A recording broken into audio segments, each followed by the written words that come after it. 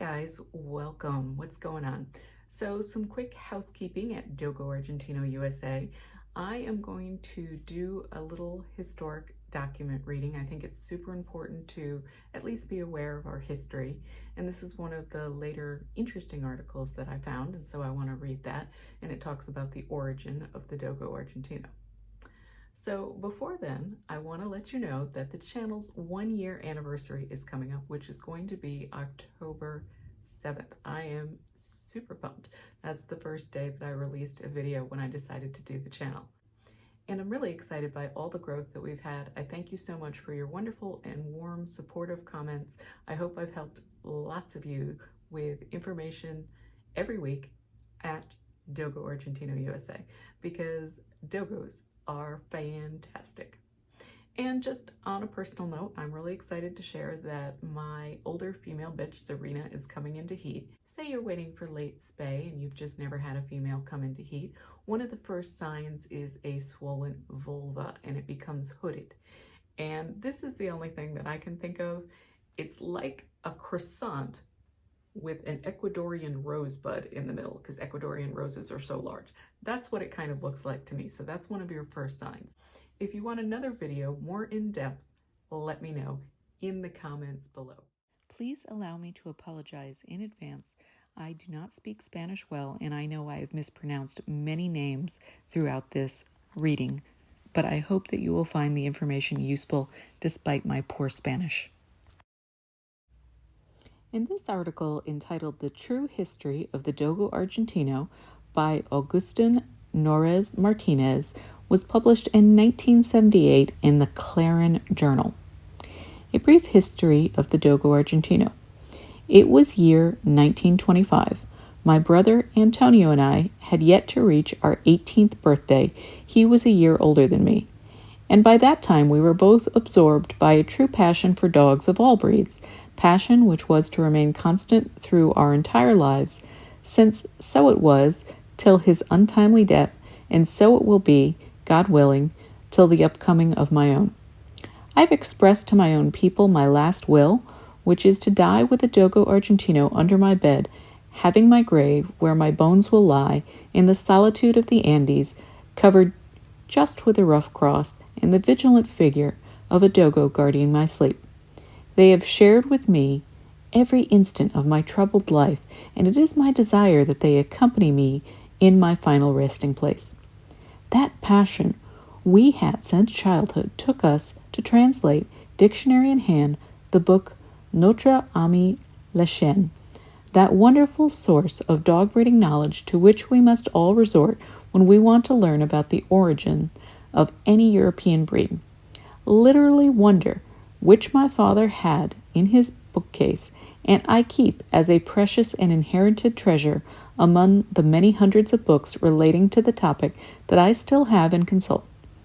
More or less at that time we started translating from English, especially the hunting and working breeds we were interested in, from the Hutchinson Dog Encyclopedia, which were also in my father's library among hundreds of medicine books which he, as a surgeon and university professor, studied continuously.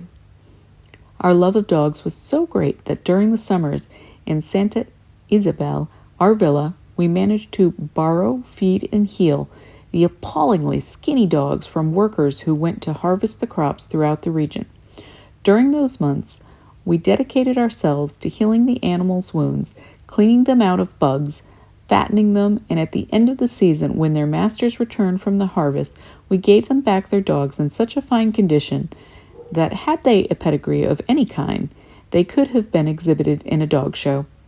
I mentioned these anecdotal memories, seemingly unimportant, because they reflect our passion for man's best friend, passion without which it would not be possible to confront and exceed in a task so hard, so full of setbacks, and even painful, as creating a new canine breed is. It was during that time when my brother Antonio developed the idea of creating, via the crossbreeding of various existing breeds, finally they were 10. As we will see further on, a strain of dogs capable of hunting in our farmlands and woods, capable of racing towards the quarry and killing it, or at least grabbing it until the arrival of the hunter. The idea appeared mainly due to the failure of many European hounds, which by the nature of our very vast lands, the size and the strength of our wild boar, and other reasons which I explain in detail in my other book, El Dogo Argentino, were not up to the task. I can still remember, as if it had happened yesterday and more than 50 years have gone by, the day my brother Antonio told me about his idea and his intention of using the dog known as Viejo Perro de Pelea Cordobas, the old Cordova fighting dog, as a basis for it. This dog was a descendant of Spanish Mastiffs brought to America by the colonists, crossbred with bull terriers and other fighting breeds for the sole purpose of dog fighting. The idea was to use this extraordinary courage and fighting spirit of these dogs as a basis, adding other breeds which could give them height, sense of smell, speed, hunting instinct, and above all, take away from them that fighting amongst themselves instinct that made them useless for pack hunting. We wanted them to be friendly and capable of living freely within families and in farmlands, to maintain the bravery of the primitive breed, but focused on a useful cause, big game hunting as a sport and as a means of controlling predatory species. And with that stubbornness which comes to us from our Spanish and Basque ancestors, Norez-Martinez, Garzon, Berteran, Bas, we put ourselves to work.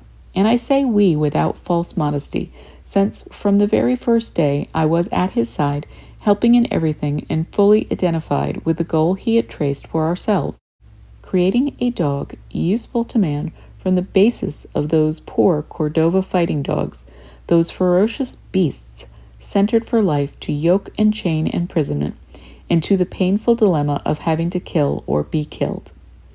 I want to state here again, as I did in my previous book, El Dogo Argentino, that I consider my brother, Dr. Antonio Norez-Martinez, the real creator of the breed in its genetic aspect, even if he could not see the hunting dogo with which he dreamed due to his premature death. And I consider this because it was him who developed the original idea, and he continued fighting for it for as long as he lived, putting in it all of his youth's passions. Later on, when he became a physician, he applied to it all his knowledge of biogenetics, physiology, and anatomy, which were so useful for the development of the new breed. I am the witness of how a failure made him start the fight again with renewed spirit. In front of the tricks of genetics or surprises of the road taken, he never gave himself up, and he always got back to the search for the path to succeed through the mess of difficulties regarding height, color, jaw shape, etc. The scientific warrior, determined and even stubborn, faced the problems once and again until victory was glimpsed, and with his experience and success, he taught me the wonderful lesson of the one who knew himself a winner. Says Renan, "To create is to kill death," and that is why I have stated in my previous book that my brother Antonio will perpetuate himself in the forthcoming years through the noble hunting dogos he created. I will not say, then, that I vindicate for him the creation of the breed, because nobody in good faith doubted, but I feel his work has to be known. On my behalf, I want to say that having assisted my brother in the genesis of the breed, and with more than half a century making dogos, watching, studying, correcting their anatomy, making crossbreeds, hunting with them from the Pico Mayo River to the Andes, breeding hundreds and hundreds of them, spending a lifetime with them, selecting and sending them to the 5 continents, keeping in touch with the many good breeders here and overseas, and learning with pride about their performances in countries so far away as Japan and Israel. I feel authorized to know my brother's intentions and what he thought about how a Dogo Argentino should be like. I feel as a duty to establish very clearly the true history of the Dogo, the breeds that took part in its conformation, what it was that we proposed to ourselves, and the requirements or conditions that a dogo has to fulfill to be a typical example of the breed. This enhancement is in fact a ratification of what I wrote in my first book. The fears I pointed out in the preface of the 4 editions turned into reality many times when we would see young men who 10 years ago would not seen a dogo acting as judges in the shows awarding prizes to specimens which are a far cry from what a good dogo should be. In this book, which contains the step-by-step true history of the development of the breed and the glossary of the standard, is dedicated to all the good faith enthusiasts and judges who want to know how the Dogo Argentino should be.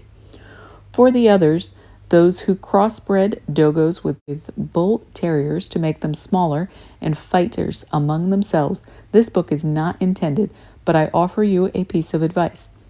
Dedicate yourself to the breeding of the bull terrier in any of its 2 varieties, white and colored bull terrier or Staffordshire Terrier, breeds which were created for the pit, very noble and courageous ones, by the way, so you can satisfy your low instincts that way if that is what you want. But for goodness sake, do not destroy the breed which was created after many sacrifices with the purpose of being useful to man. Since 1937, we are developing in the Patagonia with true sacrifice the hunting instinct of the dogo, while trying at the same time to eradicate that fighting tendency of his ancestors. Instead, a few generations of dogos fighting amongst themselves will make them involution, and we have already seen it painfully towards the useless Cordova fighting dog, unsociable with his own species, harmful towards domestic animals, and useless as hunters and guard dogs. Happily, there are, both in the country and abroad, many groups of judges and enthusiasts who know what a dogo is and what it should be, and use it for big game hunting and guard work. This will undoubtedly benefit the new generation, and each one of them will be nearer to our ultimate goal was 50 years ago. We have seen many field trials in Buenos Aires and La Pampa, and we have been really impressed with the courage showed by some puppies while fighting wild boar, making discipline and obedience demonstrations, and attack and defense exhibitions, protection work. The old Cordova fighting dog. From the first moment, my brother and I agreed that the basis for the new breed had to be that fearless gladiator whom we had seen fighting in the Cordova of our childhood, a dog now fortunately extinct, who had no further destiny in life than fighting to death in the arena. I recall them, and my memory gets flooded with the names of the past: Tom, Bull, Johnson, Dempsey, all of them property of my uncle, Oscar Martinez. For many years I trained them, most of all Tom, who had such a huge strength, and he usually carried me virtually flying when pulling from the leash. He was so strong that we used to make him carry wheelbarrows full of sand from our grandparents' house to the stream about 100 meters away. And he did not pull with a harness, but with a wide collar instead, which gave his neck a great musculature. I also remember Caradura, Tom's father, owned by another uncle of mine, Mr. Roglio Martinez, Roy, of the De Heza family. Tattoo, property of the Villafane family. Tailors, who lived in New Cordova and who impressed us with their training system. Couches hanging from the roof, which the dogs between them Tattoo used to bite and shake, staying suspended in the air for several minutes. I recall more. Pimentia, winner of many fights, owned by Mr. Pepe Pena. Mancha, property of the Bass family. Matan and Tunny of my own. Yarara of the Dalvis family, and finally Tomcito, who belonged to my cousin, Dr. Hector Martinez. His legendary courage made him win many fights in the pit. Obviously, we have known many more, but their names and those of their owners are lost in times gone by. Starting of the new breed. These dogs I have mentioned were the foundations. Being so young as we were, it was very difficult for us to obtain the bitches, the kennel to place them, the food and the keeper, since our ongoing studies prevented us from being personally in charge of all the minor details. Our uncle, Oscar Martinez, whom we owe so much for everything he did for the breed, lent us a large yard where we started taking in the females we managed to get from friends and relatives who sympathized with our project. We were able to gather 10 bitches in a relatively short period of time, sisters and daughters of the dogs I have mentioned before. The number grew fairly quickly until we reached around 30 mothers. We had already secured a place, but still we had the problems of finding a keeper and getting the food. At that time we were attending high school, day boarding, and we only had the weekends to go that laboratory where we started, more than 50 years ago, that long and passionate alchemy, from which we had learned that natura non facit saltus and Mendel's law was always to be fulfilled, slowly but surely. As our father had taught us, based on his scientific expertise, creating a new breed of any animal species is more than just the result of mixing randomly some already existing breeds. You have to take into account a series of genetic laws, such as those from the wise Augustinian monk, in order to reach the proposed goal. You cannot infringe without being punished the pre-established eternal and immutable laws of nature. Rome was not built in a day, says an English proverb, and that we found out since the very first day. We knew the path that we had started would be rough, long and difficult, plenty of obstacles. We also knew it would demand many sacrifices from us and from ones who would follow us in our passion. But in our young 18 years, everything seemed possible, and that youth was the great spur we had, which made us accomplish this most arduous task. The problem of feeding the bitches, sometimes 30 or more, was urgent, and I say bitches for males. We never had more than 2 or 3, since we brought them from outside wherever we needed them for their service. We fed them with our savings from the pocket money our mother used to give us on Sundays. We used this money to buy some big cheeses, around 40 pounds each, which we got for $3 each in an old soap factory. This cheese, mixed with other food, made quite a good meal. But the real solution was provided to us by the generosity of a noble Spaniard called Marino, owner of a sandwich store, El Bien Sandwich. This man was a friend of my father's who, as far as I know, was his family's doctor. One day, after visiting our premises, he was so enthusiastic that he decided to spare for us several bags full of leftovers from the manufacturing of sandwiches each Saturday. The fuel to keep the boilers of the factory burning was momentarily secured. The problem of finding and hiring a keeper was also a very urgent one, but finally our father, with his characteristic kindness and that typical concern for anything that was spiritually sound, solved it by paying the corresponded salary. We were able to have, in different occasions, 2 or 3 different keepers. Finally, when my brother Antonio went to study at the Rosario University, he met Mr. Antonio Orleo, a Spaniard who worked as a male nurse in the hospitals and a fervent dog enthusiast.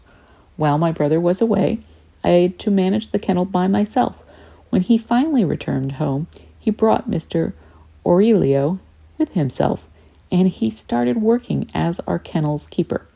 He did the job with utmost loyalty for many years. Later on, my brother gave him 2 acres of land and a house in our villa, Santa Isabel, where he finally died and where his wife and some of his children still live.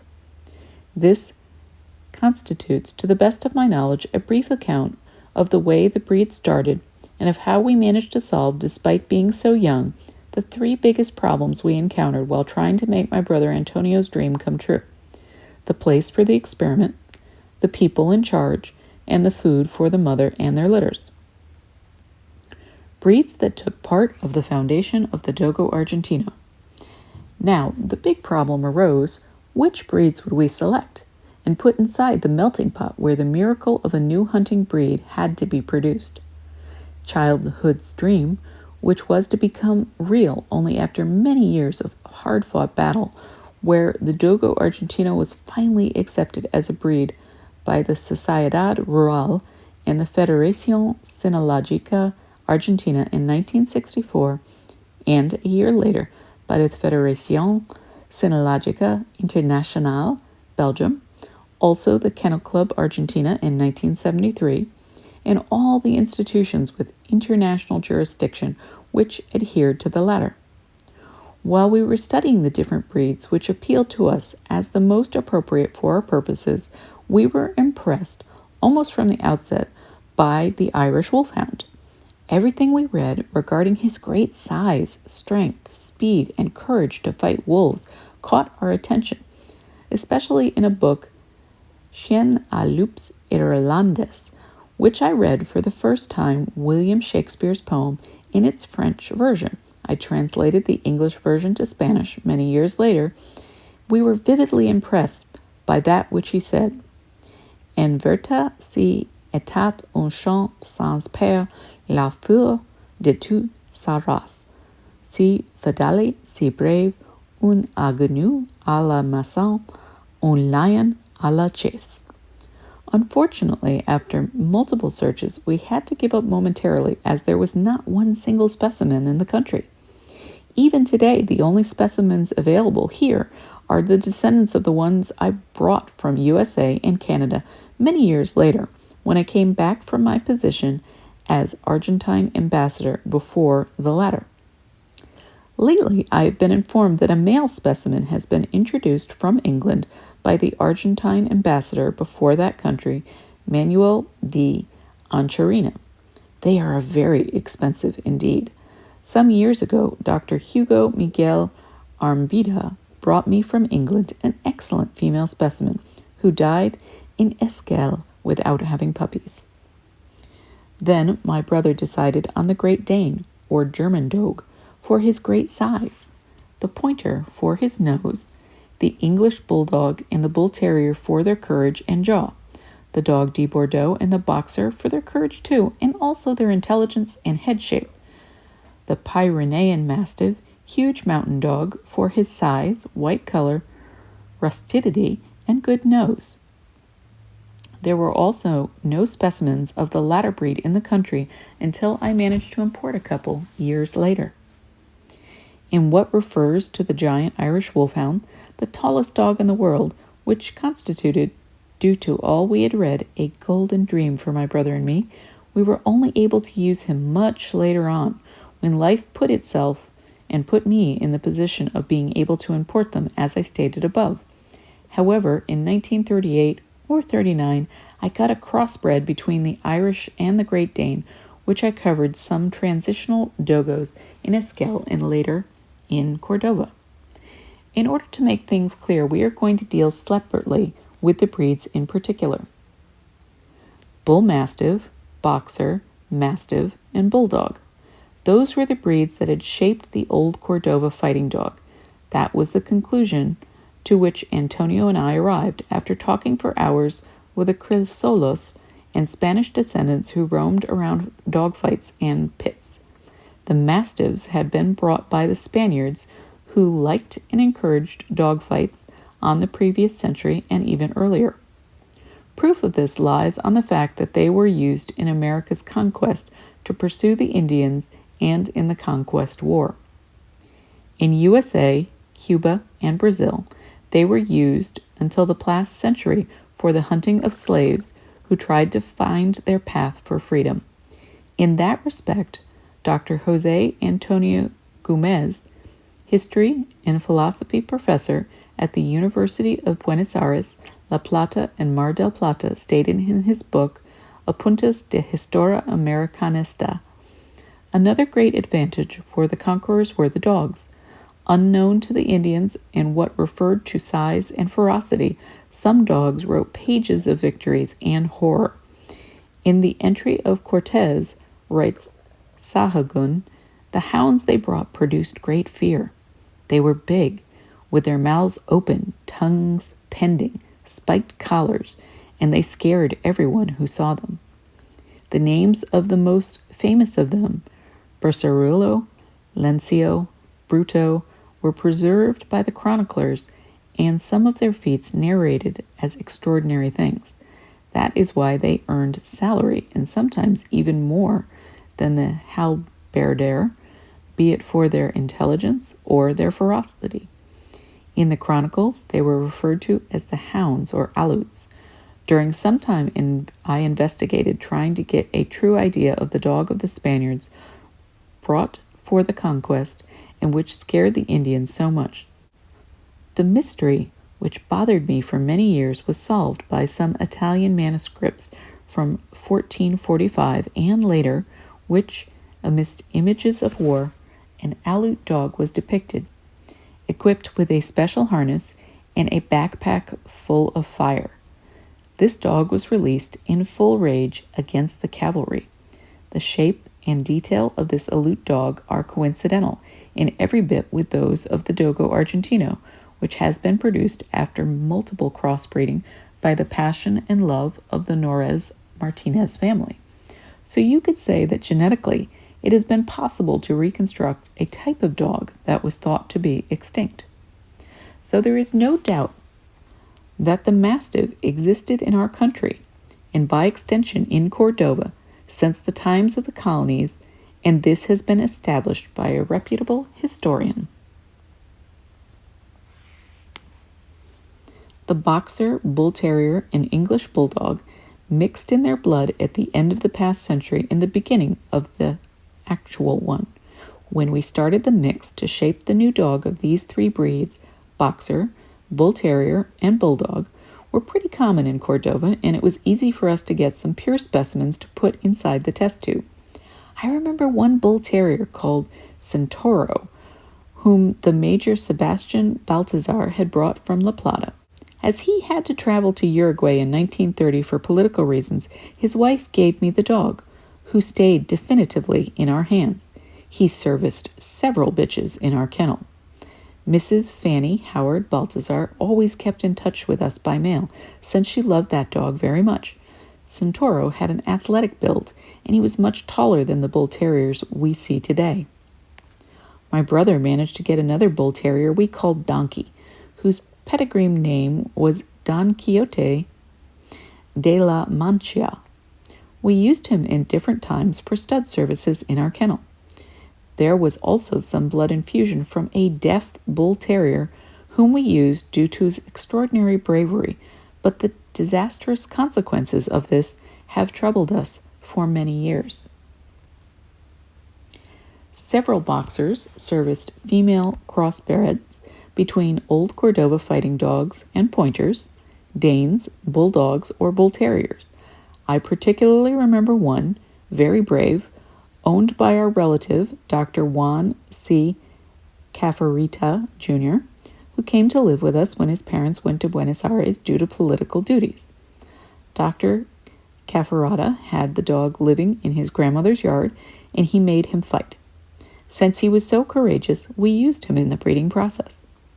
Another boxer who had a fair amount of responsibility in the formation of the breed was owned by our own uncle, Dr. Enrique Martinez, when he was elected for governor in Cordova in 1928 and later on vice president of the country after Viero's death. He had to establish himself in Buenos Aires, so he decided to leave the boxer with us. This dog gave us several litters. Both boxers were much taller and stronger than the stylized specimens we see nowadays in the show rings. Probably other boxers had something to do with our dogos by that time, but I really cannot recall their names or origins. After that, a beautiful boxer from Neuquén was used, servicing several dogo bitches, but that belongs to the second and definitive era of the dogo, after the death of my brother, when the breed became for all purposes extinct in Cordova, and I had to reconstruct it in Patagonia with the specimens my brother had brought me until 1955, and the ones I had taken to Esquel and other places in southern Argentina since 1937. English Bulldog. We used only very few specimens of this breed, first of all because it was already part of the old Cordova fighting dog, and also because they produced protagonism or undershot bite and small size in our dogs. It needs to be emphasized that from the very first moment my brother and I were concerned that our dog should have good height, this was the main reason to use the blood of the three giant breeds: Great Dane, Irish Wolfhound, and Great Pyrenees. Whenever we saw our Dogo becoming too short, we included some of this giant. Notwithstanding the inconvenience mentioned above, the bulldog blood contributed with a strong jaw and tenacity for the fight, among other characteristics of this noble breed. I remember one of the first bulldogs we used, brindle and with a good pedigree, property of Mr. Busco, who lived in a beautiful house in the Chachabuca Boulevard. He was a friend of my brother's, and he lent us the dog several times. We had the dog for services under the condition of returning him on the same day. He had a bad temper, and he made an unfriendly snore when breathing. Splitting him from a bitch in heat was truly a titanic feat. He was an extraordinary specimen of the noble breed. After that, I took a bulldog to Cordova. He was imported from England by Dr. Jose Arce and given to me as a gift. The dog's name was Churchill John Bull. He had a white coat and was a typical specimen of the breed, good-natured and gentle. I carried another bulldog to Cordova later on, whom I left with my brother since I was then embarked in my law career in Capital Federal. I brought this dog from Mr. Benito de Maria, a significant breeder who during many years was the only one to present bulldogs in the shows at the Kennel Club or the Sociedad Rural. This dog was also white. Finally, there was a last white bulldog, not so pure, called Boy, who serviced some of the bitches. He was obtained by my brother, but I cannot remember his origin or previous owners. This shows 4 different bloodlines of English bulldog running through the veins of our Dogos, adding up, of course, to what was already inside the old Cordova fighting dog. The Great Dane. The first Great Dane who started shaping the Dogo was Ney, property of my father. He was son of Sultan, owned by Dr. Gaston de Goy, who had a small hotel in Santa Rosa de Rio Primero, Cordova, where my father and I used to stay when hunting partridges. Ney's mother was Tigresa de Baskerville, property of our uncle, Mr. Rogelio Martinez. She had a good pedigree. She was a typical specimen for those times, brindle in color. Sultan, on the contrary, was Harlequin, not very tall, but still among the standards for the breed. I don't know whether he had a pedigree or not. We also used the services of another Harlequin Great Dane called Prince, property of our cousin, Dr. Rodolfo Martinez, who was later to become Secretary of Education before the OEA. Another Harlequin Great Dane we used was Fox, the biggest Dane I have ever seen in my life, both here and abroad. This dog was owned by Mr. Carlos Cudrao del Viso, and he was the son of a couple imported by a man of German origin who we called, for reasons I do not know, Mr. Schreier. This man was, for some time, the director of Cordova's zoo. Later on, after I returned from a long journey throughout the world, Mr. Kudros was kind that he gave me the dog, whom I then took with me to Formosa, where I went to live for some time for job reasons. It seemed that the dog had gotten so attached to me that he had even become hostile towards his owners. It was understandable, though, as I usually fetched the dog for long strolls in the park or stud services. Finally, in 1937, I took him with me to Esquel, where I had been promoted to district attorney. I also carried several female dogos, pointers, etc., who served as the basis for the first dogos from Chubut. My brother kept bringing new specimens in his trips to Esquel. In one of those trips, he bought me a female Great Dane, Countess. I have many pictures from her, some of them teeming with a St. Bernard cadet, to pull a dog sled which my little daughter used to wander those landscapes covered with snow in that beautiful Andean village during the winters. Countess, Fox, and the Irish Wolfhounds were responsible for the good size of Esquel's dogos. Countess herself gave us many litters and died of old age in the mountains. We used another Harlequin Dane with pedigree to service some of our bitches. He was owned by Mr. Juan Minetti Jr., who lent him to us on several occasions. Years later, thanks to the kindness of Dr. Ludi Ranchillo from Castex, La Pampa, and mediation of Mr. Enrique Nervi, I obtained a superb specimen of Harlequin Dane called Noble, whom I used when the Dogos from Esquel started to lose height and weight. This dog produced a little white dot in some eyes of certain offspring, which took me several generations to erase. But his height and overall strength were very useful to me in the reconstruction of the breed, as it will be seen in the corresponding chapter. The Great Dane also has some indirect influence in the early developments of the breed. This was through two dogs. One was a crossbred between Dane and Irish Wolfhound, property of the Riccardi family. The other, around 1935, was the famous Yara, an almost Dogo, who had such a height that it was clear he had blood from the giant breed. Yara was more than 30 inches tall and heavy. He still had many characteristics of the old Cordova fighting dog, but his biotype was that of the future Dogo Argentino. He was owned by Mr. Raul Dalvez, police officer in Esquel since 1935, who had obtained him from my brother Antonio. By the way, it was Dalvez himself who encouraged me to ask to be transferred from Formosa to Esquel to continue my law career, which happened in 1937. I was then designated as the district attorney in that wonderful town where I lived more than half my life. My friendship with Mr. Dalvez has extended in time with the affection that bonds me to his children and grandchildren. Yara was one of the cornerstones of the breed in Esquel.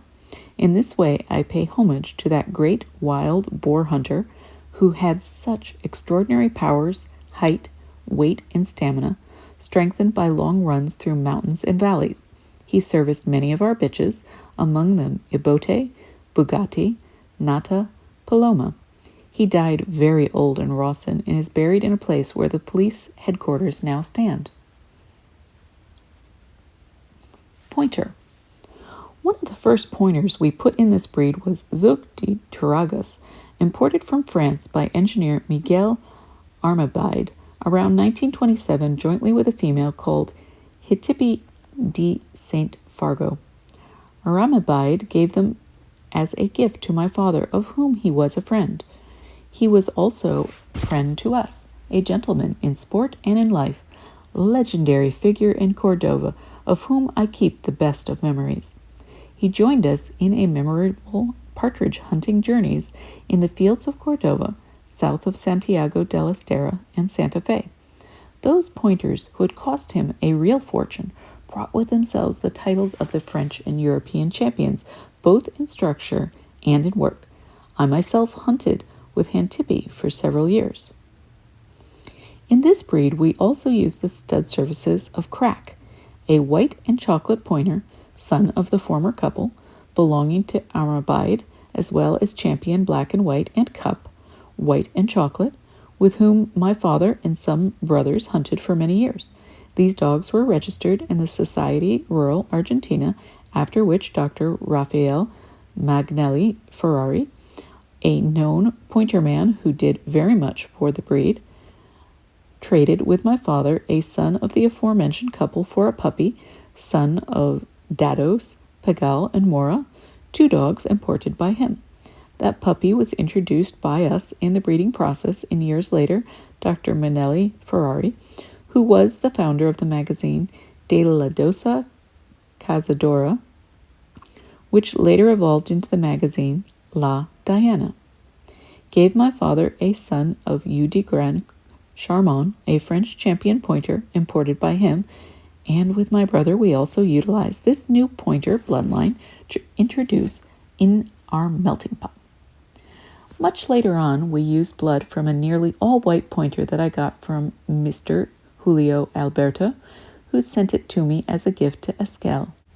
In 1937, my brother brought to Esquel an excellent pointer, Tom, who was son of Diana, sent to my father in Cordova by Dr. Jose Maria Cullen. Diana was daughter of Lord, a dog who had won several field trials and structure shows and was considered to be one of the best pointers of his time in the country. Tom gave us many litters with great nose, and I credit him for the good temper of the Dogos I found when I established myself in Esquel 20 years later.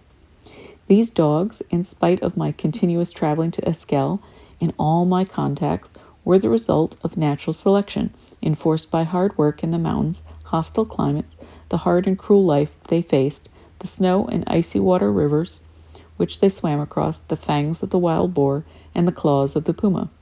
This natural selection is an indispensable ingredient that goes along with the human work. No doubt Mr. Solinet would not have been able to create his magnificent Criollo horse had he not been helped by the harsh climate, for example, which was the same as that where the Dogos were forged. These are, briefly, the different lines belonging to the best stock of pointer blood which we used for the Dogo. Irish Wolfhound. As I have said before, this dog represented, both for my brother and me, the non plus ultra of all breeds. We admired it and read about it from the book Le Brun de Veau, which finally turned into our dog Bible. We had the obsession of getting a specimen of the breed, but despite exhausting all of our resources, writing to the Kennel Club, the Society Rural Argentina, and friends from all over the place, we found no trace of it in the country. Apparently, no one had ever introduced one of these dogs in Argentina, and that obviously had to do with their high price tag. One day, while skiing at the Otto Mountain, Berloche La Catral was not yet in use. I made friends with Dr. Antonio Pardo Cantillo, married to Alicia Lalaro, who owned the Tucalin Hotel, neighbor to Lalo Lalo, later on expropriated by the government. Alicia Laller's father owned several estates in the southern part of Cordova, General Viamonte, and La Boule, where my father, Armabid, and I used to go every winter to hunt red partridge, which exist there in fabulous quantities. I soon discovered that the couple was going to Europe in a pleasure trip, and as I knew they were enthusiasts of purebred dogs, I urged them to buy a male Irish Wolfhound, which was our golden dream. This was a circumstance in my favor. Alicia Laller was of Irish origin, and they would be visiting Ireland. When they finally came back, they brought a female, Diana, and even if it is not exactly what we hoped for, it was no doubt a step forward. Since there were no males of the breed in the country, they decided to service her with a Great Dane they had, property of Mr. Luis Riccardi. I followed the traces of the two of their sons, Nahuel, owned by Mr. Luis Ortiz Basuldo, and Don Patricio, property of Duke Jones. Both dogs developed themselves in their corresponding estates in the margins of the lake Nohel Huepi, in the areas which limits with their Humel Peninsula, Neuquén. They reached exceptional size, mainly Don Patricio, who was an impressive specimen, and both evolved into such good hunters that they finally surrendered their lives fighting against wild boars in the mountains. Mr. Luis Ortiz Basuldo, who was, as well as his daughter and grandchildren, a great friend of mine, lent me his Noel, who I took to Esquel and used for stud service on several transitional Dogo bitches, which I introduced at least 50% Irish Wolfhound blood. Later on, he lent him to me again, and I sent him to my brother in Cordova, where he stayed for several months, servicing some bitches which by then were already fixing the desired biotype. We then returned Nahuel to his owner, who some short time later told me that as soon as the dog arrived, he went out in a wild boar hunt, where he got killed by one of the hogs. This was the first Irish Wolfhound blood that entered into the shaping of the Dogo Argentino, admittedly not pure. Years later, I established myself as a crime judge in Buenos Aires and moved to a big house with a great yard in Palermo Chico in the intersection of the streets Juez Tadin and Bustamante. I took with me a couple of Irish wolfhounds, which had been imported from the U.S. and previously owned by Mr. Natalio Botana. Mr. Botana had already died, and I managed to get the dogs through one of his sons. Finally, our long-cherished dream became real. My brother sent me several Dogo bitches, which were serviced by Max D. Wapormil. That was the male's name. And I coupled the bitch with a male Dogo called Pancho, who was also sent from Cordova by my brother. The litters, with the sole exception of one puppy, who was taken to Ecuador by the cultural attaché at that country's embassy, Dr. Leon, were all sent to Cordova to my brother's hands. Both Irish wolfhounds are registered in the Kennel Club Argentino. Years later, while I was doing some paperwork concerning the importation of 2 Irish wolfhounds in the American Kennel Club in New York, I was asked if I knew anything of Botana's dogs. I informed them that I had them for some time and that they both had already died. I was careful not to tell them how I'd used them, since among such breeders it is a big offense to crossbreed the dogs. In 1948, I traveled from New Orleans, where I was studying at the University of Tulane, to New York, and tried to buy a couple of these dogs, or at least a male, but I found it was very difficult to get one, and besides, the official price for the breed was beyond my financial capabilities. Meanwhile, my brother was very worried because the Dogos, perhaps due to inbreeding, were losing height, which we both thought was crucial, since the Dogo was essentially a big game hunting dog destined to fight with wild animals of much greater size. As such, he urged me to try to take back to Argentina a male Irish wolfhound, or at least a Pyrenean dog, that the white giant from the Pyrenean mountains we admired so much. I contacted some friends, among them Dr. Frederick Reiter, who took me to Mrs. Butcher's kennel. We had won the trophies for the Pyrenean Mastiff in the Westminster Show, that great event which takes part every year during February in the Madison Square Garden in New York. Once there, I bought the couple of Pyrenean Mastiffs whose blood runs through the Dogo's veins, as I will show in the corresponding chapter. Finally, life's ups and downs allowed me to obtain a couple of Irish wolfhounds of my own, which constituted the 4th and 5th bloodstreams that the breed took part in the development of the Dogo.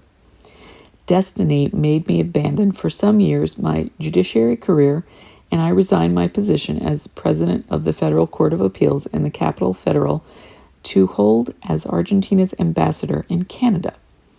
Shortly afterwards, I bought a couple of these dogs with champion parents, and I made themselves champions too.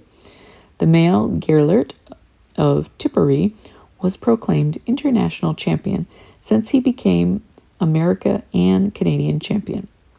The bitch, Shelag Alana of Ottawa, who is younger, became Canadian champion. Both dogs, who were extraordinarily beautiful, were registered in the Kennel Club Argentino, and they participated in several shows where they always drew the attention due to their aristocratic appearance. They won several prizes, as many of their purebred sons also did.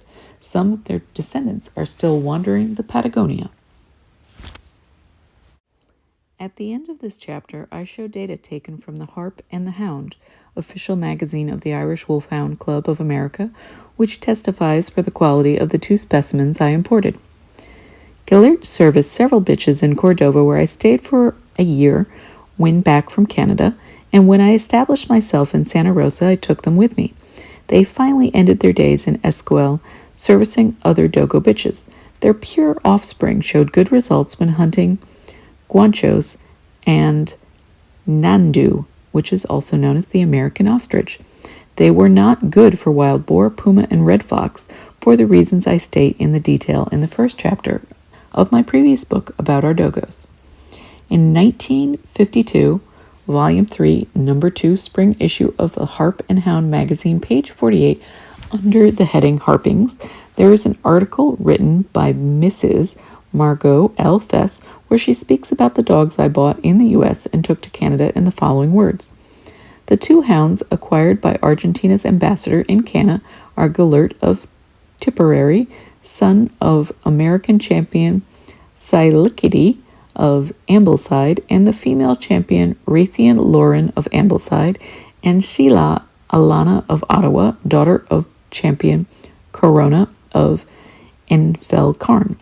3 years later, in Volume 1, Number 1, Winter 1955, page 12, Mrs. Vess states, "Both of the hounds of Dr. Norez-Martinez share their bloodline with the two most famous American champions.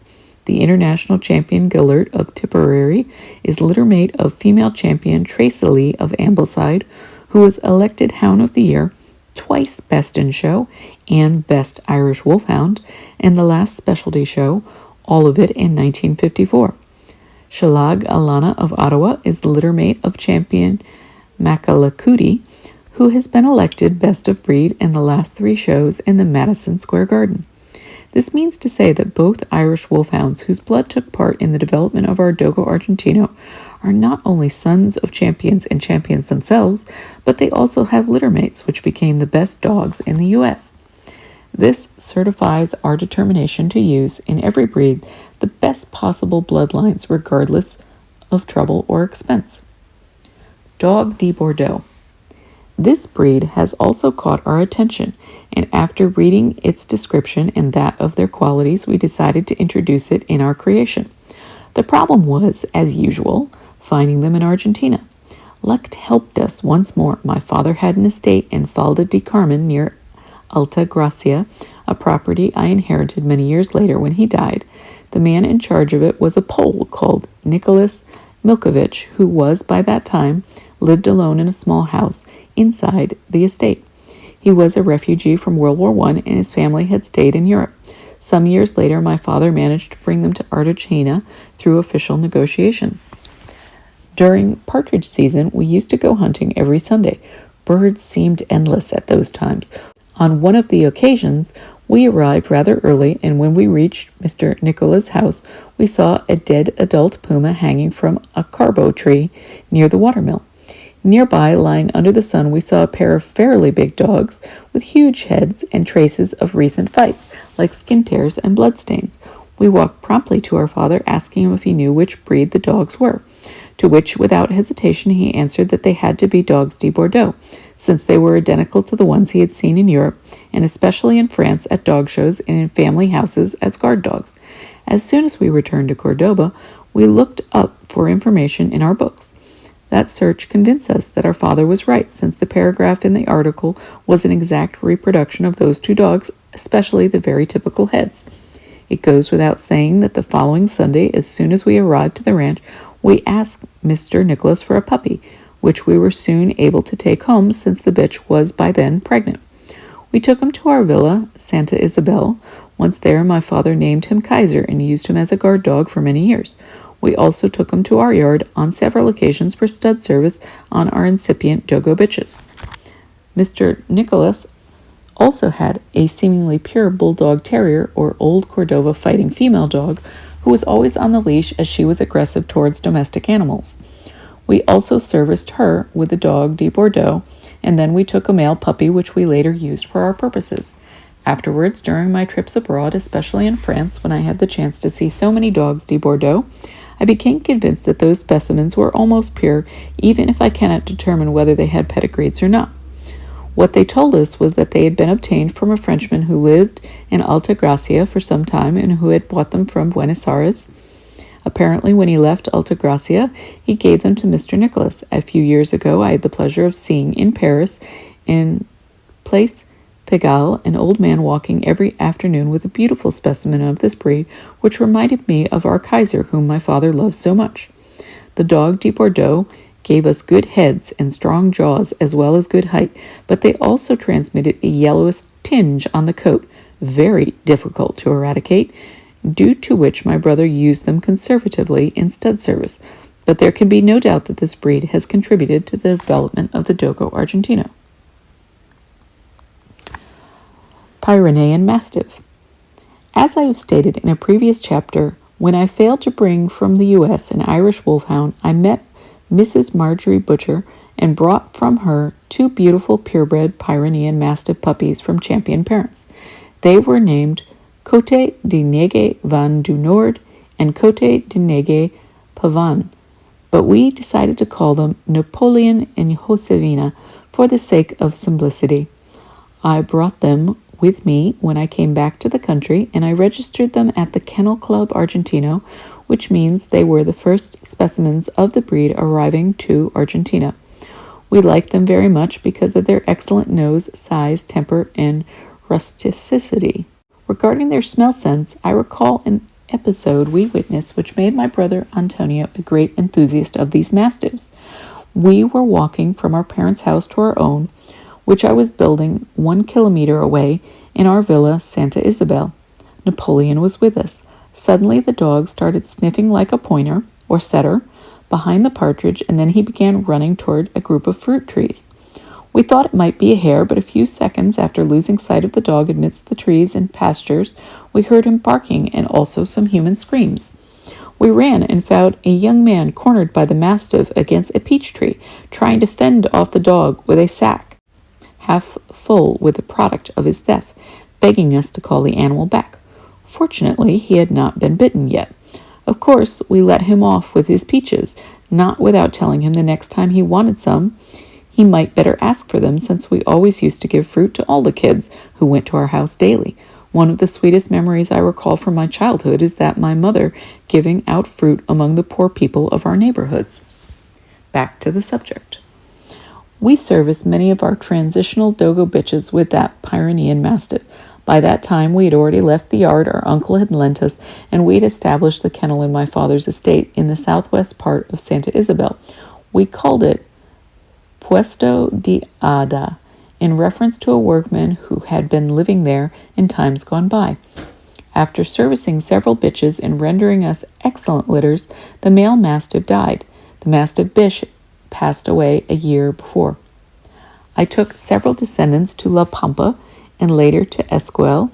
Puri was a good crossbreed who lived many years in a estate called El Refugio, a property El Marido Ardohan in Doblas, La Pampa. He left us very good puppies. I gave out similar crossbreeds in several different estates throughout the province. The great many big dogos, which are seen nowadays, good hunters, and some of them having rather long coat, trace their origin to that first couple of Pyrenean mastiffs we introduced. I also took them to Esquiel, where they performed well due to that strong and heavy coat. The only defect the Pyrenean brought us was the aberrant finger, which at first was double and which is typical of the breed.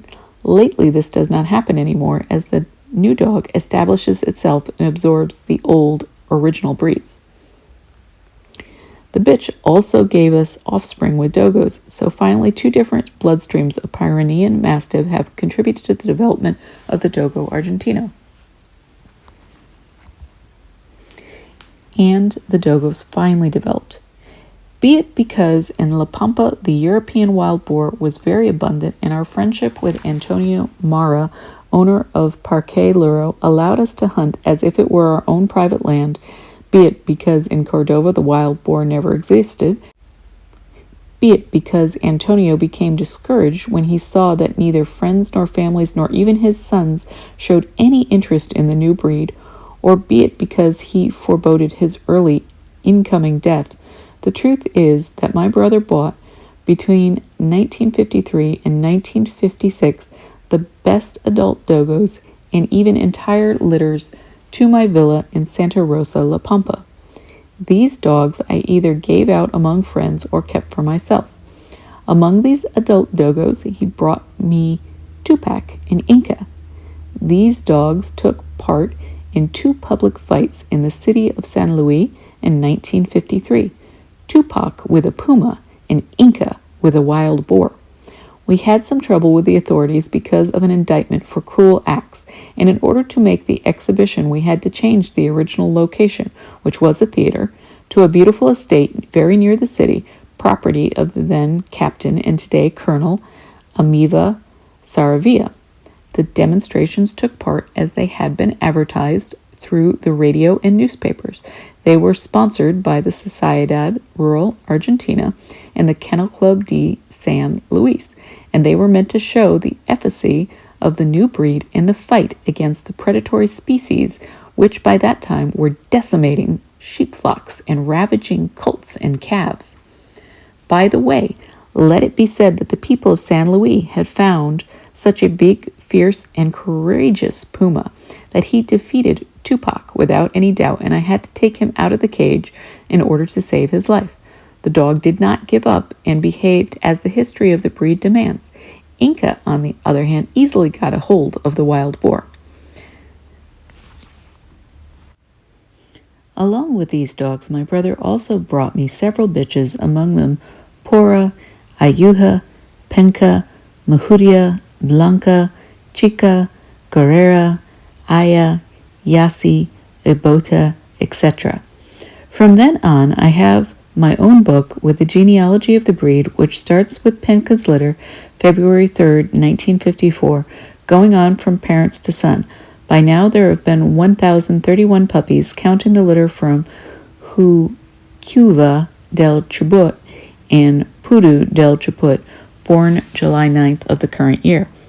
Among those 1,031 dogos born in my hands, we will find the 41 basic registries and the 26 firsts, which registered in the Federación Cinológica and the Sociedad Rural Argentina, constitute the origin of the pedigreed dogos we see nowadays.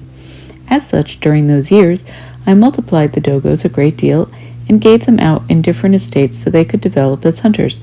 But soon I had to face a tremendous problem, which was that half of the puppies were born deaf. Aside from the genetic problem, it was also a moral and touching issue, since by the time we realized they were deaf puppies, they were usually 2 months old, and it was really painful for us to sacrifice them after we had already become fond of them. My brother and some colleagues studied the case and concluded that the reason for this defect was not only the deaf bull terrier we had used years before, but also the issue of inbreeding. My cousin, Captain Justiano Martinez Acaval, left me for several months his dogo Yagan, an excellent hunter which my brother had previously given him as a gift in Cordova. Very powerful indeed, but rather short in height. This dog serviced several of my bitches and gave me very good puppies, among them Yacare, who I gave to Mr. Martin Valladere. Valcari was a powerful and courageous dog, but he did not prevent me from getting deaf puppies, since it was the same bloodline. I carried Alchiaca, one of his sons, to Escal. Alchiaca died in Corcovado in an estate within the mountains called La Diana, owned by Major Sastianta, after fighting both a wild boar and a puma on the same day. A littermate was kept by a sergeant of the army who, upon retirement, went to live in Cordova, where he took the dog called Tip. This dogo bears the number 41 in my books. Before passing away, Alchiaca left me very good puppies whose blood participated in the reconstruction of this breed. It was evident that we had to introduce new bloodstreams, or the dogo as a breed would come to an end, since deafness was becoming more and more frequent. Happily, I had brought with me from Cordova several Pyrenean Mastiffs, offspring from the ones I had previously imported, and also several pure Irish Wolfhounds, whom I had also brought from the U.S. and Canada. All of these animals provided me with fresh blood for the dogos. When I established myself definitively in Escal in the beginning of 1957, I took with me a large pack of my dogos along with the Irish Wolfhounds. Those 10 years, which run from 1954 to 1964, when the breed was officially recognized by the Federación Cinológica Argentina and the Sociedad Rural, were decisive for it. When I arrived in Escal, I lodged the dogs in a country house property of my old friend and cattleman, Mr. Antonio Criado. I also lived there myself until we finished our condor's nest over the slope of the Z Mountain in that city. When that finally happened, I moved there with 20 dogos, male and female. They were to produce, in a few years, all the dogos with pedigree according to the documentary proof available at the time this book is being written in 76 and 1977. Before leaving the condor's nest, I gave Major Suciata 5 dogos which he took to his estate La Diana in Corcovado, where wild boars and pumas were ravaging cattle and sheep. They hunted very much and very well, guided by Jarmillo, the foreman, but 2 of them, Alciasha and the bitch Kalegi, died in fierce fights against these animals. Several descendants of these dogos distributed among the nearby estates also passed away in the line of duty. So I worked with those Dogos I had brought from La Pampa, adding several ones I kept finding in different estates around Corcovado, Trevelin, Teca, etc. These were fairly pure descendants of the ones I had taken in 1937, 20 years before, when I arrived in Esquel. With these dogs, who had been hunting in the mountains for 20 years, plus the ones I bought, plus some Pointer, Pyrenees, Dane, Irish Wolfhound, and Boxer blood, I was able to end the inbreeding problem, open up and reconstruct the breed, which was on the verge of extinction, eliminate the deafness problem, and once again give the animals good size. In Zapala, Nequien, I found a good, very big Dogo, who was discovered by my cousin, Dr. Rodolfo Martinez. He was owned by Dr. Posey, who had obtained him as a puppy from some of my friends in Uspallata. This dog served several of my bitches as well. Another serious problem I encountered with the Dogos my brother took to La Pampa, and which I later brought to Esquel, was that of aggressiveness between each other. I will never forget an embarrassing situation which my brother and I had to bear when, with hunting with Dr. Antonio Mara and Mr. Miguel Uranga, the man in charge of Parque Luro. The Dogos had caught a wild boar about 100 meters ahead of us. We rushed, guided by the hog's scream. When we arrived, the boar was gone, as the dogs had started fighting among themselves. With the education and the new blood, contributed by the Pointer and Irish Wolfhound, which gave them a better temper, plus 20 years of functional gymnastics, hunting boar and puma in packs over the mountains and marshes of Fofo Cahiel, I managed to tame them, taking away from them that fighting ancestor. A couple of excellent Dogos helped me very much in this task. Jack, an old dog who was hunting in an estate of Corcovado owned by Mr. Caro, foreman of Dr. Venturino, and a bitch called Lily, very big and very good hunter, given to me by a close friend, Mr. Juan Goya Jr. Lily gave me very good puppies. As a result, we obtained good hunting, docile dogs, not aggressive amongst themselves. A friend of mine, Mr. Elias Owen, landowner and Dogo enthusiast, told me that some time ago that in his estates no Dogo is ever kept chained. He knows very well the efforts we have made to make it possible to have Dogos coexist in a house without fighting each other. This explains why we feel bad when we see them used in dog fights, either pure or crossbred with Bull Terrier. This destroys our hunting breed, causing a regression to the old Cordova fighting dog, which hides underneath the roots of the Dogo. In this way, in about 10 years, I managed to reconstruct the breed with renewed vigor. And through adequate training and continuous hunting and fighting with wild boars and pumas in cages, I was able to present a pack of 67 specimens in 1964, required for the official recognition of the breed by the previous mentioned entities. These Dogos are the ones who shaped the pedigree from whom all of the existing Dogos came from. It starts with Cab de la Pampas, carrying number 1 in the Registros Genealogicos base, the base genealogical registries, and ends with Tenuca de Chabut, who carries 41.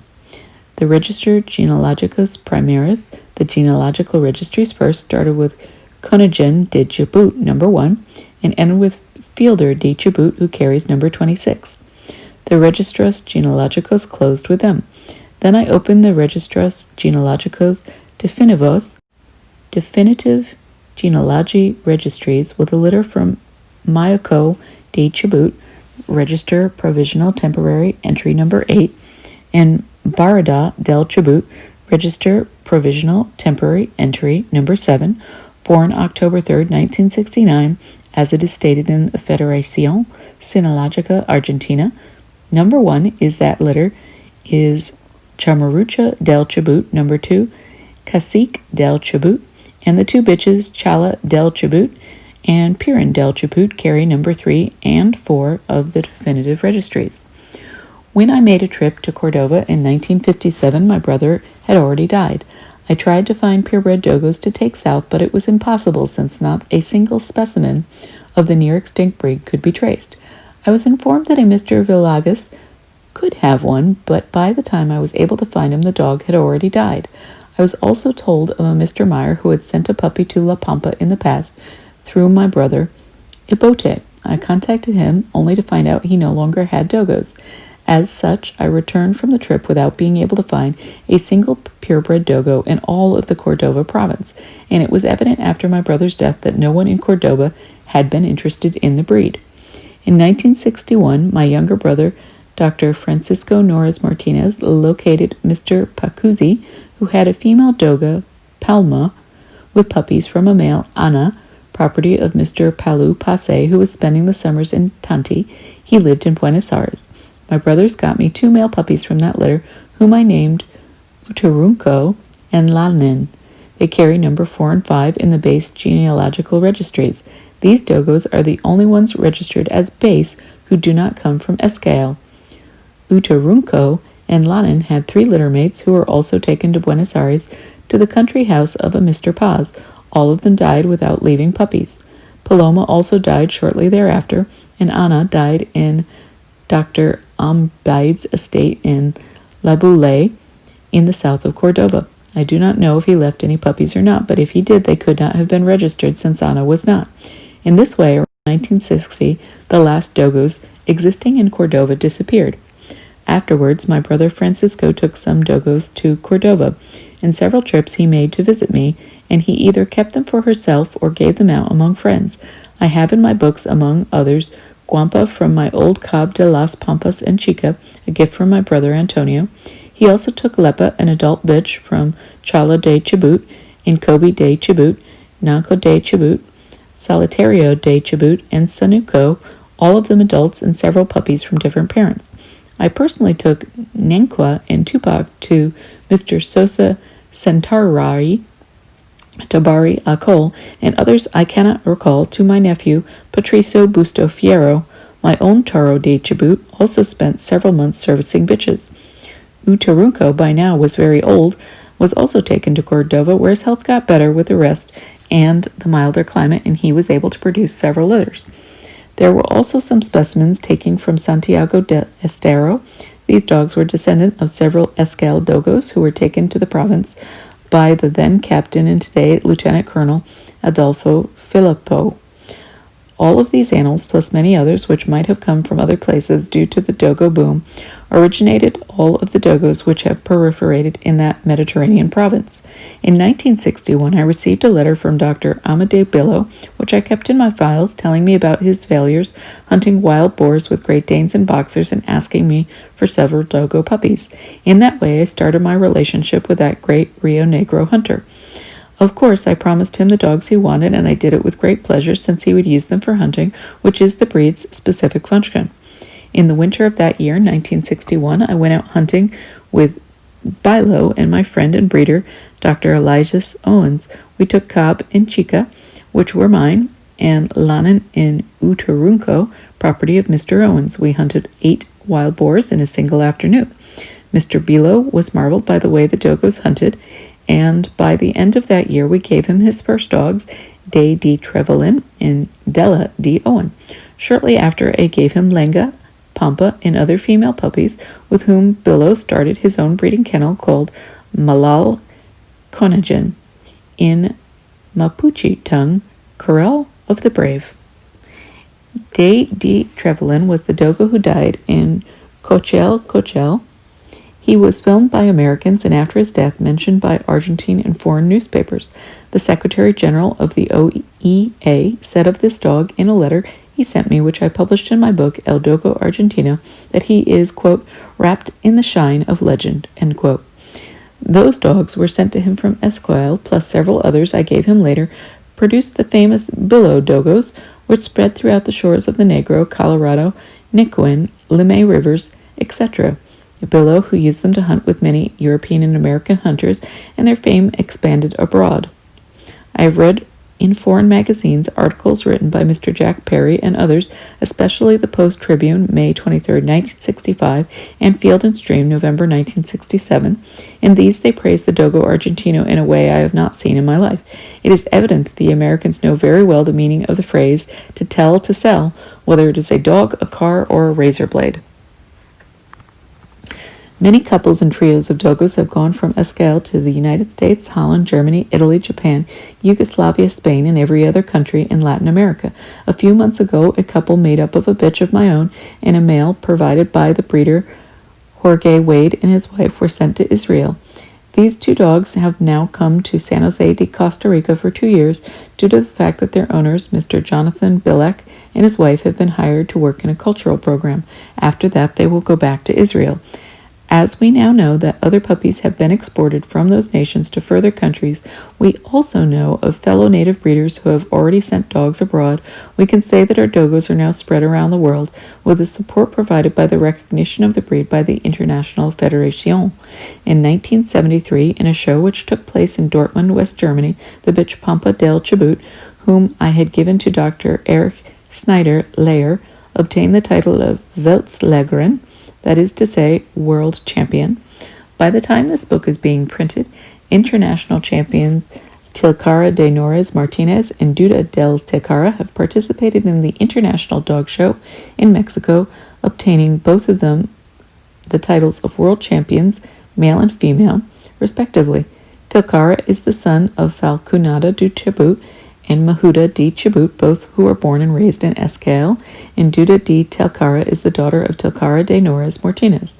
So regarding the 3 world champions this breed has already produced, we find one of them was born in Escale Pampa de Chibut, and the remaining 2 are sons and grandsons of dogos from Escale. I do not want to tire the reader entering into more details, names, and facts, but I believe that with what has already been said, I have accomplished my goal, which was to establish very clearly how the dogo was created, how its origins were, the 10 breeds which took part in its development, and finally how we managed to reconstruct the breed when it became nearly extinct. I believe I have done this in a way that nobody could, in good faith, be mistaken about it. Captain Graham, who recreated the old Irish Wolfhound breed in the last decade of the 19th century, was able to do so in 10 years, but with some purebred specimens he found in the Irish mountains. But it was easier for him since it was a breed of more than 600 years of existence. We ourselves had to face the challenge of a new breed, even though it is also true that with the modern means of communication allowed us to get at the specimens we needed in little time in spite of the long distance inherent to our huge country. Here is, then, the authentic history of the Dogo Argentino to enrich the knowledge of so many admirers of the breed, a dream from our youth which becoming a reality is getting out of our hands day by day. The breed is taking a life of its own, and blessed be for that. It was only yesterday when it seemed an unrealizable youth's dream, at the age when ideals were dreamed as reality, or reality lived as a dream until life confronted us with that reality. Those dreams from the past and this present reality are protected by a group of enthusiasts which maintain with patriotic fervor the destiny of the first national breed, the Dogo Argentino, which, as Dr. Gallo Plaza stated, quote, is a new breed which reflects the fidelity, courage, and persistence that America demanded for its epic past of conquest and liberation, demands for its grave present, and will demand for the fulfillment of its promising future, end quote. The Dogo Argentino canine breed in our country via crossbreeding has readily shown his abilities as a hunter, but now, through a peculiar experience, he has shown another skill, being an excellent alpinist. His capacities to climb and adapt to different environment were demonstrated days ago in Union de los Andes, where Lieutenants Juan Carlos Ribó and Horacio Vicek, assigned to the RIM 26 Regimiento Infantería de Montana Mountain Infantry Regiment, climbed the Lanin volcano in the company of a dogo named Olaf. The noble and intelligent animal owned by Vicek went all the way up with the climbers, showing his versatility. The Ascension. Officers Ribó and Vicek started the ascension with Olaf, though the sector known as La Espina del Pescado, the fishbone. Before getting to this point, they had to cross a thick forest situated between Gendarmeri's post in Pasatroman and the place chosen as the start of the climb.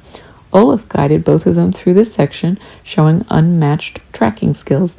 Later, when in the mountains, the dog behaved himself as if he had always lived in that environment, avoiding obstacles and sharp stones which characterize that type of land.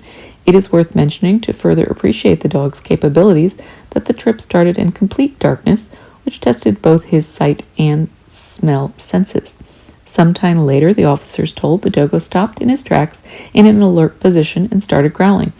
There was no chance of finding wild boar in the area they were treading. The mystery came to an end when they reached a shelter at 2,500 meters, around 8,120 feet, where they found two persons who were also trying to climb the Lannon, who had stopped for some rest. Both officers and Olaf did the same, resuming the trip at 8 a.m. the next day. Between glaciers, there are 1,500 meters, around 4,870 feet, from the place where they met the fellow climbers to the top of the mountain, a stretch which is considered the most difficult part of the ascension for this particular peak. It is a sector covered by glaciers, huge masses of ice, and full of cracks. Considering the risks they were about to face, falling inside the cracks is usually fatal. Rybo and Vicek decided to tie themselves with a cord, leaving Olaf to care for his own. Even then, confronted with a great and unforeseen difficulties, the Dogo Argentino behaved magnificently, climbing backwards on some occasions due to the impossibility of doing it the right way.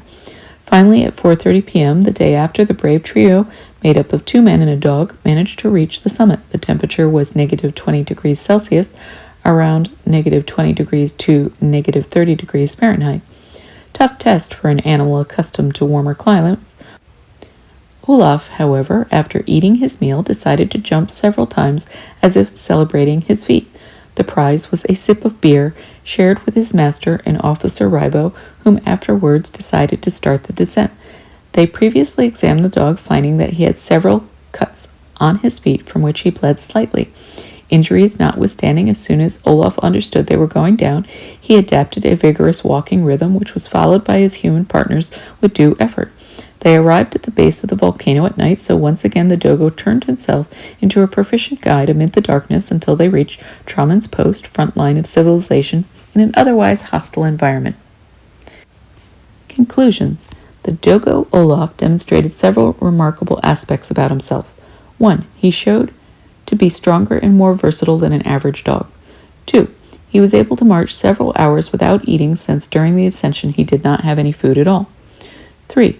By scenting the presence of people which were 2 miles away, he proved to have an incredible nose. 4. He showed ability to tolerate very low temperatures. 5.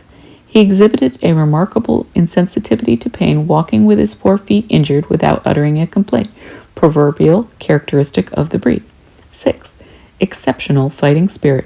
7. Fidelity to his master, even after making exhausting efforts. 8. Flexibility to adapt himself to any environment. All of these aspects show the worthiness of the Dogo Argentino, not just as a hunting dog, but also as an animal with many other applications. As for the fact of reaching Lannon summit, it is said that a similar feat has been intended with dogs from other breeds to reach the top of the mountain, showing it is not arbitrary to consider his breed the best in the world. Conclusion. With this authentic, true, and objective history written as the old judges required, a verdad, sabida y buena fe guarda, I have tried to give a trustworthy idea of how our Dogo Argentinos was born and shaped, leaving out brevitas causa, as we judges say when we do not want to be repetitive, many names and details which would make the reading tedious. I have just wanted to enhance objectively the information about how the new breed, which I give in my first book, El Dogo Argentino, so as to dismiss any doubts which our breed lovers might have. It is written for those who destine the Dogo Argentino for the purpose my brother Antonio and I envisioned more than half a century ago, a courageous big game hunting dog, friendly with children and sociable with its own species, and an incorruptible guardian for our homes. It is therefore perfectly clear, ratified, and documented, in a way which is easily verifiable, that the breeds which have contributed their blood to shape our actual Dogo are 10 as follows. Number 1, Old Cordova Fighting Dog. 2, Boxer. 3, Pointer. 4, Bull Terrier. 5, English Bulldog. 6, Mastiff. 7, Dog de Bordeaux. 8, Great Dane. 9, Pyrenean Mastiff. 10, Irish Wolfhound. It is to be said before ending that the different breed specimens we used to shape the Dogo Argentino were purebreds, most of them with pedigree, and many of them descendants of champions from the best bloodlines in the world. In this way, each specimen has left the trace of his blood, mingling the more typical characters of each breed with those of the developing one. This helped us very much to obtain the multiple characteristics we sought. Okay, a very long passage, and I once again do have to apologize genuinely and sincerely. I have a very poor grasp on Spanish, and I know nearly every Spanish phrase, whether it was a name, a dog's name, a person's name, or a place, was mispronounced, and I apologize for that sincerely. So, a couple of things that I wanted to talk about very quickly. I know this video has always been quite long, and this is only making it longer, but I thought it was very interesting. I thought it was interesting in this passage that it was pointed out that the deafness came specifically from the bull terrier and also from inbreeding, and that at one point it reached 50%. I have had some discussions with the foremost expert on dog deafness in the world, Dr. Strange, and I am interested in wondering if you might want to hear more about that. If you do, let me know. I could make a video about my correspondence with him regarding deafness. I thought that that might be something that interests you, given that this is an established and known problem in the Dogo Argentino breed. But I don't want to make a video you're not interested in, so let me know your thoughts. Hey, thanks for watching. I really appreciate it. I appreciate your time and attention. I hope you're enjoying this beautiful September day. Dogo-tastic. Have a dogo-tastic day. Ciao.